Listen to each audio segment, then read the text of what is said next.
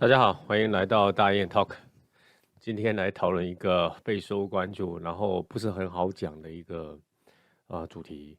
就是前一段时间吧，也不是这两天，好像可能上个礼拜啊，马斯克有说过这个，就是新加坡等国家可能会因为人口的危机走向灭绝啊，他说的有点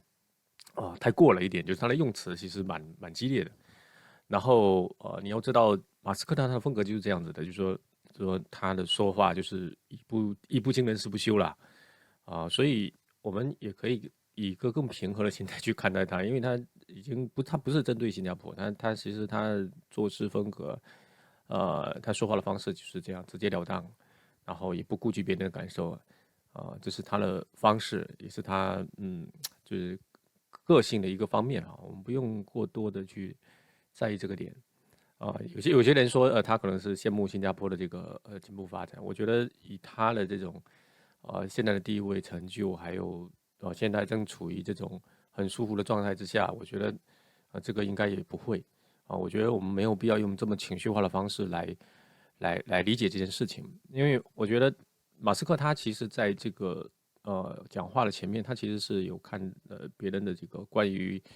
经济、国家、人口的一些报告，然后针对这个他才发表了这个东西，而且他讲的并不是只是说新加坡，他只是说新加坡等这一系列的这种发达国家啊、老龄化的问题，包括低出生率的问题，会造成一个比较严重的国家还有社会的问题。其实他讲的是这个意思，所以我觉得我们虽然他的语气确实不好，我们不高兴或者生气确实有道理，但是我们是不是除了这个以外，能够做一点别的思考？就说现在其实老龄化包括低出生育的问题其实在全世界普遍的这个存在啊、其实他讲的主要就是人口危机。那什么是人口危机呢？我们从概念上先去理解一下。其实人口危机讲的就是一个国家或者地区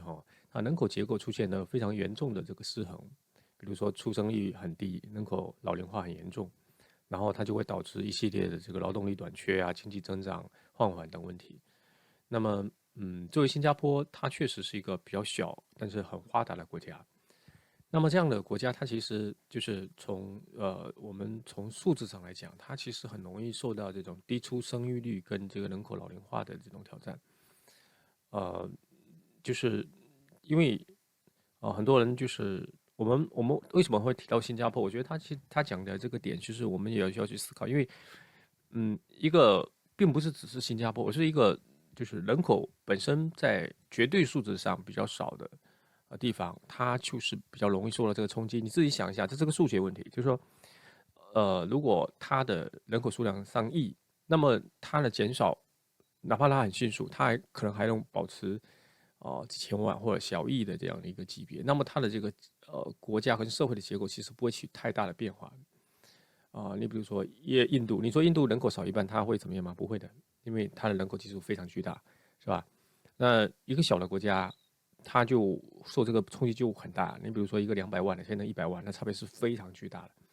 对吧？那100万变成50万，那是很可怕的。所以他讲的是这个意思。我觉得就是他其实是一种善意的去提示他的这种思考，因为怎么讲呢？因为马斯克你要知道，他其实很注重这个出生率，并不是说针对新加坡，他自己生了很多孩子，他经常也在讲说生孩子是人类非常重要的一件事情，是不是这样子的？所以他并不是说在攻击新加坡，不是这个意思，就是说这是他的个人的一种对形势的分析，那对不对？我们再说，但是确实我觉得没有必要去过度的去恶意去揣测它。然后我们来讲一下，就是说这人口危机的几个原因吧，就是说现在因为现在有数据可以看得出，我们用数据讲话吧就是新加坡在2022年的时候，这个总的这个出生率已经降到了1.1，1.1其实是蛮低的，因为维持人口稳定的这个需要的这个系数大概是2左右，那现在才1.1，那你看就是这里面就很清晰的提示了这里的风险。这不涉及任何的这种感情成分在里面。然后再加上这个整个这个医疗水平的这个提高，所以老年人口的增多，那相对而言的话，年轻人的比例就会非常的不足。那这里面其实有几个比较明显的原因吧。就是说新加坡的这一段的这个，那为什么新加坡最近这个出生率会下降啊？这其实有很多的这个专家在分析哈，我也看了一些报告。那里边几点哈，一个就是经济的压力就是还有就是这个育儿成本啊各个方面的这些问题虽然说整个就新加坡的经济其实还是蛮好的，但是整个消费水平呢，其实相对于年轻人来说还是比较高的。然后就业的压力也比较大，因为整个这个竞争，包括新加坡人本身也是很努力的，所以他的竞争的压力也比较大。那另外一个方面就是年轻人的这个价值观也在改变因为大家也觉得说一方面对要对生孩子这件事情生很多孩子这样的事情，等他们的想法已经开始有点变化。还有就是很多人希望说，先晚婚一些，因为先把事业做起来对，或者是担心其他的不稳定的这个婚姻什么的这些情况，所以他们会选择暂时的不生育或者晚一点。那么这也就造成了这个整体的这个生育率的下跌。所以整个这个目前的新加坡的这个出生率确实它会有一些很现实的问题那么我们再来说一下，到底新加坡有没有这么夸张，说会因为人口的问题灭绝？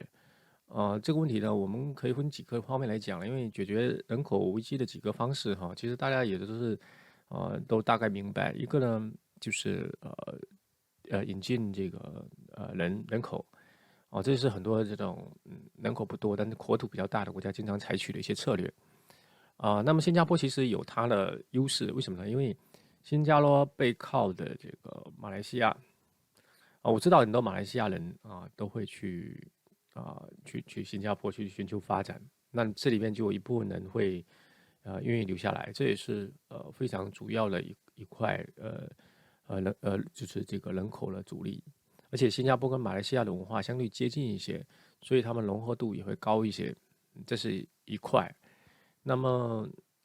现在其实中国这边中国大陆这边其实有很多的这个人也开始在陆陆续续的到新加坡去工作也好，移民也好就是蛮多的，特别是前一段有很多的富豪跑过去，所以这也是一块，因为像中国的这个人口的这个总的这个基数是非常庞大的，那么它提供的华人数量也是很大的。除了这两块，其实还有这个新加坡它边上其实有很多人不了解的，就是像印尼菲律宾这些国家，其实他们有大量的华人只是我们可能经常看不见他们，他们实际上他们人还蛮多的。那这些人他们有可能会选择去新加坡发展跟生活，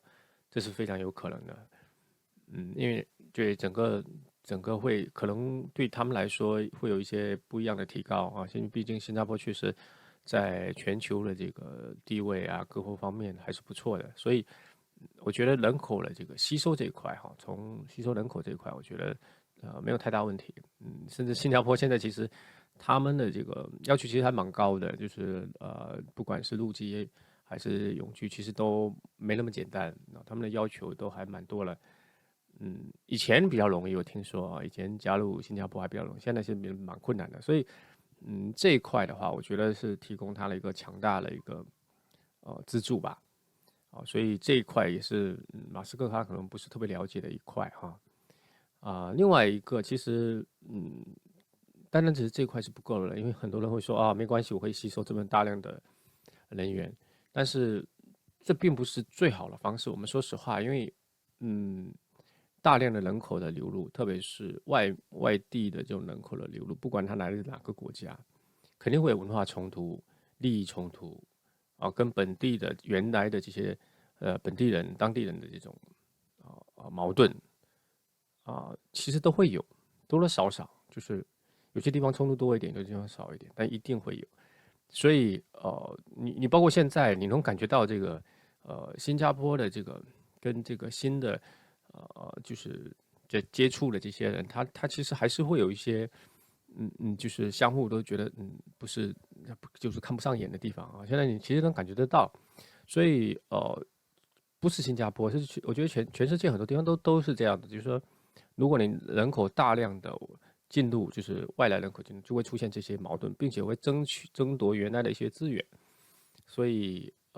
这个并不是最好的或者说是唯一的方式。我觉得更好的方式其实应该去找到为什么年轻人不生孩子，比如新加坡人自己人为什么不生孩子，或者是说少生孩子，那有什么办法能帮他解决他们的这些焦虑、担心，让他们更愿意去生孩子？这些我觉得这个是最实在的，因为你们新加坡人自己生，就是自己人肯定会自己觉得会更舒服一些包括这种文化的传承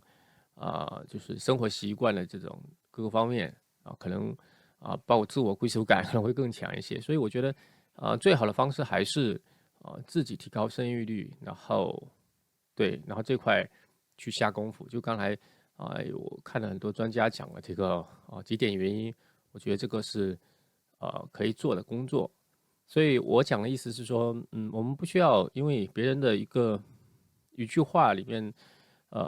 就特别的生气，而是我觉得你可以去理解他的本意，就是他并不是要攻击新加坡，他只是在提醒全球的这些发达国家，他的低生育率的问题会带来很严重的后果。他只是想让你